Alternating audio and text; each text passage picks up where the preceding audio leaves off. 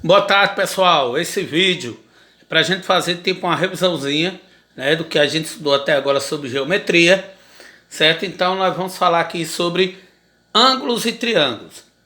A gente discutiu em aula que a utilização de ângulos e triângulos já vem de milhares de anos, certo? É uma figura geométrica de enorme importância para vários setores da vida humana. E a gente está vendo aí alguns exemplos por exemplo, na navegação, na construção civil e na própria escrita, com a escrita cuneiforme, certo? O triângulo ele tem uma característica bem interessante. Eu vou ampliar aqui, certo? É que, por exemplo, o exemplo que o próprio livro de vocês deu, que ele é utilizado muito na construção civil, por ele ser uma figura que não deforma, ao contrário do quadrado, que ele pode deformar. Certo? Mas vamos voltar realmente para os cálculos e aquilo que realmente a gente está estudamos até agora. Vocês viram a questão dos ângulos, né? O ângulo é toda a região do plano, convexa ou não, determinada por duas semirretas na mesma origem. Certo? Aí vocês viram a questão do que é um vértice, viram a questão dos lados e viram exemplos que a gente até copiou no caderno sobre as medidas de ângulos.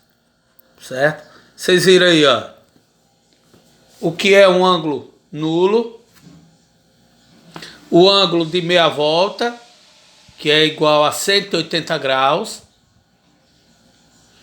o ângulo de uma volta, que é equivalente a 360 graus, o ângulo reto, que é fácil de identificar com 90 graus, o ângulo agudo, que é menos de 90 graus, e o ângulo obtuso, que é um ângulo maior que 90 e menor que 180 graus. Estudamos também sobre a questão dos ângulos adjacentes, né? E o que são ângulos adjacentes? A gente copiou, mas tem aí no livro, que nem todo mundo tem um livro, mas dá para a gente ir trabalhando. Vamos lembrar dois ângulos que possuem o mesmo vértice e têm um lado comum. São denominados ângulos consecutivos. Então aí são ângulos consecutivos. Porém, os ângulos adjacentes são dois ângulos consecutivos que não possuem pontos internos comuns. Olha aí a questão de pontos internos comuns, olha aí a diferença. Isso daí é que nós chamamos de ângulos adjacentes. E o que é a bissetriz do ângulo?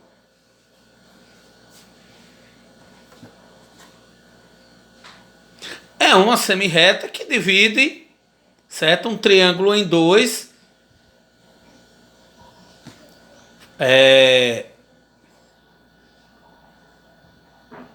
Então a gente pode olhar aí pela figura que OP é a bissetriz do ângulo AOB. Então a bissetriz é essa aqui, azulzinha que eu estou passando. Então vamos para a definição. Bissetriz de um ângulo é a semirreta de origem no vértice, que é o O.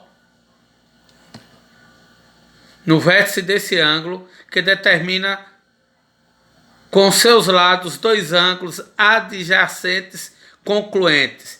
E o que são, né, ângulos adjacentes concluentes, são ângulos que têm, certo, se encontram dentro da figura. Ao contrário dos adjacentes, que não têm pontos internos comuns, os concluentes, eles têm esses pontos comuns.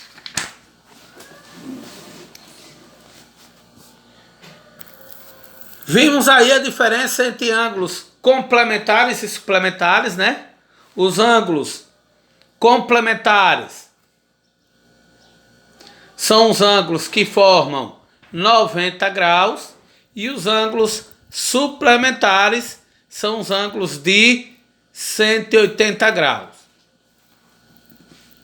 Ângulos opostos ao vértice, o próprio nome já está dizendo, ângulos opostos e obrigatoriamente são concluentes, ou seja, têm a mesma medida. Então, A tem a mesma medida de B e X tem a mesma medida de Y.